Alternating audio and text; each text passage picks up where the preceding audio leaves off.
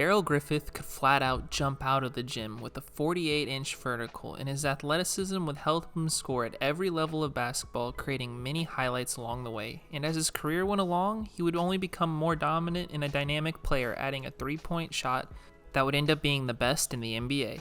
All along the way, winning the Wooden Award and an NCAA title in college before going on into the NBA and being a consistent 20-point-per-night scorer. This is a look back on Darrell Griffith's career. Darrell Griffith was born and raised in Louisville, Kentucky, where he would attend Louisville Male High School, and while at Male, he would transform into a dominant, high-flying player, becoming one of the most sought-after recruits in the country, becoming a parade All-American, and winning Mr. Basketball USA for being the best basketball player in the country. And Griffith could go anywhere he wanted, with lots of schools after him, even the professionals, with the ABA calling him in the Kentucky Colonels. But he would decide to stay close to home and attend the University of Louisville. Griffith would be joining a Louisville team led by two future NBA players in Wesley Cox and Rick Wilson. As a result, Darrell Griffith would become the third option on offense as his freshman year, where he averaged 12.8 points, 3.9 rebounds, and 1.8 assists, helping Louisville become the Metro regular season champs and make the NCAA tournament. Louisville would get bounced round 1 though to UCLA and Marcus Johnson. Heading into his sophomore year now, Darrell Griffith would truly find his flow at Louisville, becoming the team's leader and best player, seeing himself average 18.6 points, 5.4 rebounds, and 3.5 assists, along the way becoming a first-team All-Metro Conference player. And this year, Griffith would help Louisville win the Metro tourney, getting back to the NCAA tournament, where Louisville would make it to round 2 before going down to Dave Corzine and DePaul. Darrell Griffith's junior year would see him continue his form from the prior year, averaging 18.5 points, 4.4 rebounds, and 2.8 assists, becoming first-team All-Metro again, helping Louisville again to a successful season where they would win the Metro regular season championship. In the NCAA tournament, Louisville would make it to round 2, but they would fall to Sidney Moncrief in Arkansas. Darrell Griffith, now in his senior year, would be tasked with guiding the new young core of Louisville in Derek Smith and Rodney McRae. In this season, Darrell Griffith would only step up his level of play, averaging 22.9 points, 4.8 rebounds, and 3.8 assists, all the while helping Louisville improve, with them never dropping a single game in conference play, winning the Metro regular season and tournament championship. For Darrell Griffith's individual and team dominance, he would be an All-American and would win the Wooden Award. In round 1 of the NCAA tournament, Louisville would barely sneak past its first opponent in Kansas State and Rolando Blackman, before they would really catch their form the next 2 games, winning in blowouts over Texas A&M and LSU, making it into the Final Four, where they would meet the Iowa Hawkeyes. And against Iowa, Darrell Griffith would show the whole country why he had won the Wooden Award, by dominating, scoring 34 points, propelling Louisville into the national championship game. And in the championship game, Louisville would face UCLA, who had 7 future NBA players, with Kiki Vandeweghe leading the way. The game would be close throughout, but Louisville would pull away late just enough and hold on to win 59-54, with Darrell Griffith leading the team and scoring again with 23 points, as a result becoming the NCAA tournament's most outstanding player. After the successful year where Darrell Griffith couldn't have really done much more for the school or himself, found himself becoming a top prospect for the NBA draft. So with the second pick in the 1980 NBA draft, Darrell Griffith would be selected by the Utah Jazz. Darrell Griffith was drafted by the Jazz to help out Adrian Dantley on the offensive side of the ball, and Darrell Griffith instantly did what he was brought in to do and score, becoming the second option on the team, averaging 20.6 points, 3.6 rebounds, and 2.4 assists, helping him become the Rookie of the Year. But despite Darrell Griffith's best efforts, the Jazz were still struggling to find success, going 28-54, missing the playoffs. Next season, Griffith and the Jazz would find themselves being more of the same. Darrell Griffith would average 19.8 points, 2.3 assists, and 3.8 rebounds, while the Jazz would take a small step back, going 25-57, but it seemed to have a core forming in Griffith, Dantley, and the emergence of Ricky Green this year. Utah would continue to add to this core late in the NBA draft this offseason, selecting Mark Eaton, helping the team down the line. However, Adrian Dantley next season would end up missing most of the year with an injury, causing Darrell Griffith to be the main guy, seeing his numbers increase to 22.2 points, 3.5 assists, and 3.9 rebounds.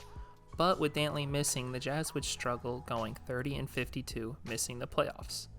In the offseasons, the Jazz would continue to improve in the NBA draft by selecting Darrell Bailey.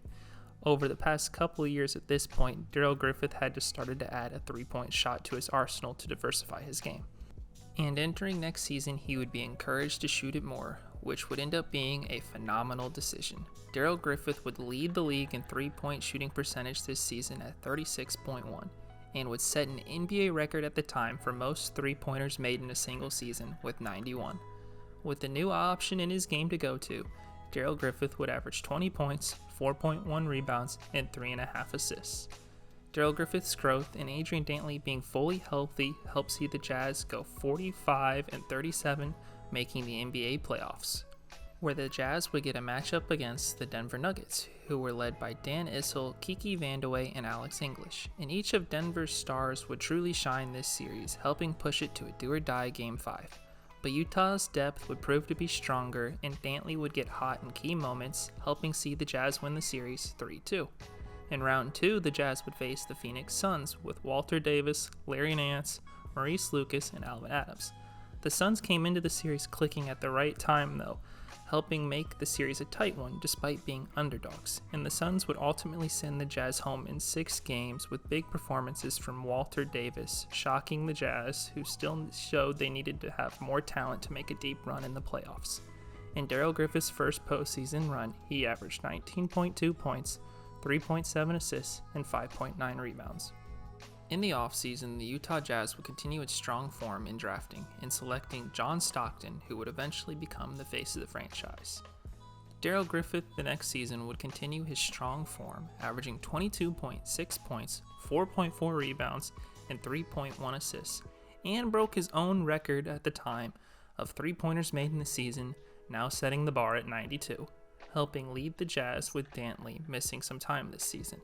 As a result, the Jazz would go 41-41, making the playoffs as a 6th seed, getting a matchup against the Houston Rockets with rookie Hakeem Olajuwon and Ralph Sampson.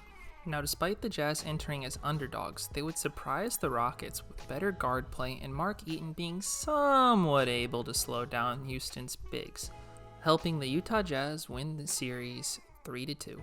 The Jazz would find themselves next round matching up against the Denver Nuggets again in the playoffs.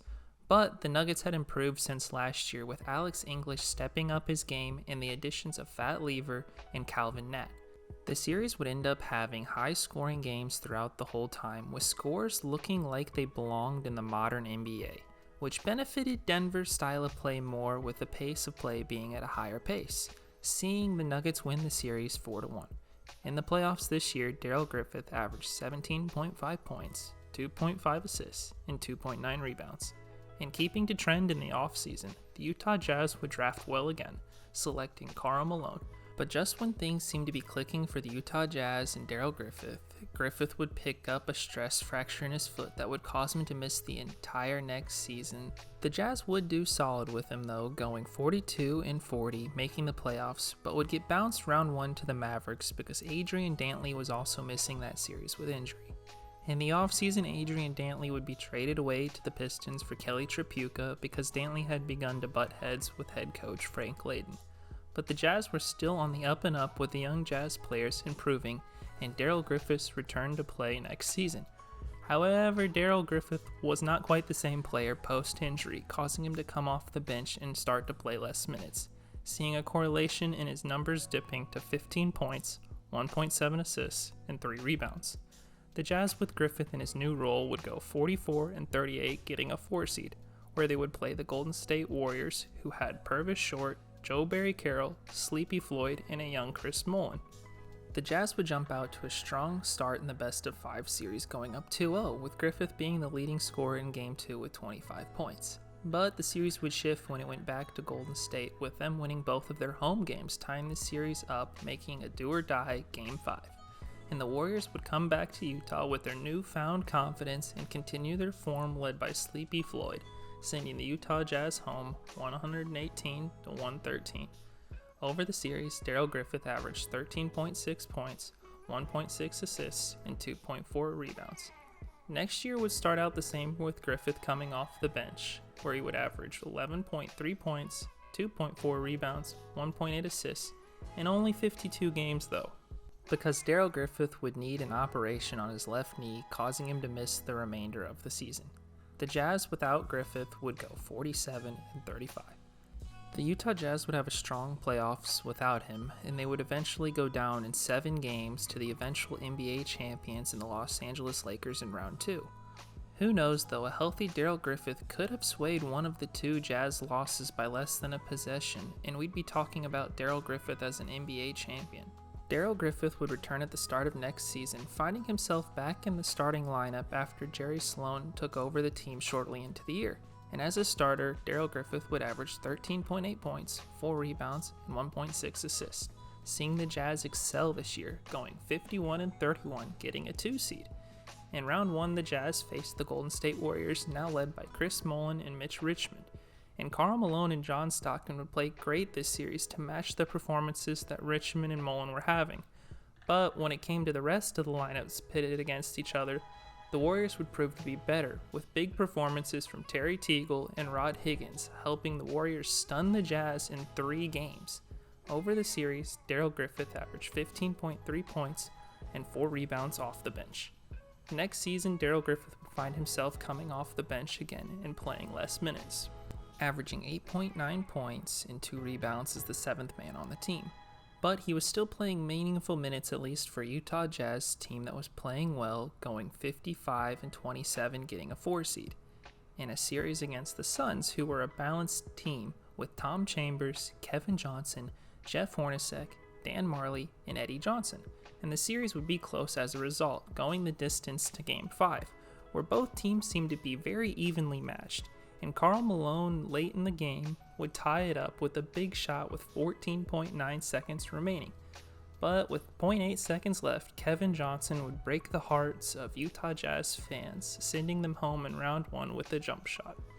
Darrell Griffith would play his role well this entire series, averaging 9.4 points, 4.2 rebounds, while shooting 55.6% from 3.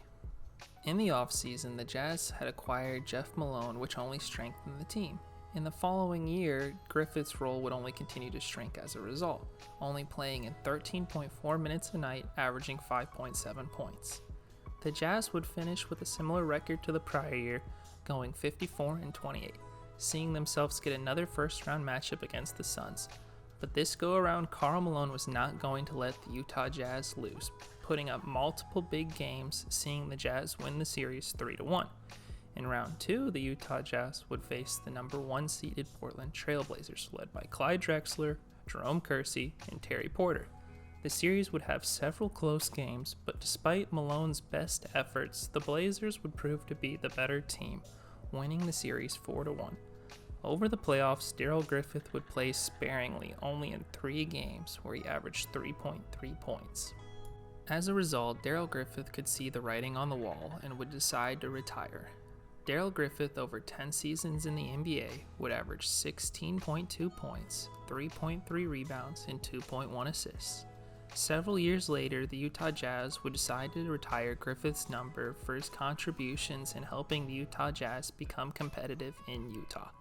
Nowadays, Darrell Griffith is back home in Louisville working with his alma mater as a special assistant to the president of Louisville. Darrell Griffith's career will be remembered by his superb athleticism, which saw him have a multitude of highlight reel dunks and win the Rookie of the Year and an NCAA title, along with a Wooden Award. But as his career furthered, he would find himself becoming a threat from 3, becoming the best shooter in the league at one point in NBA history. Darrell Griffith had a complete arsenal before he was injured, yet surprisingly was never named an NBA All-Star in his prime. But Darrell Griffith will forever be remembered as Dr. Dunkenstein.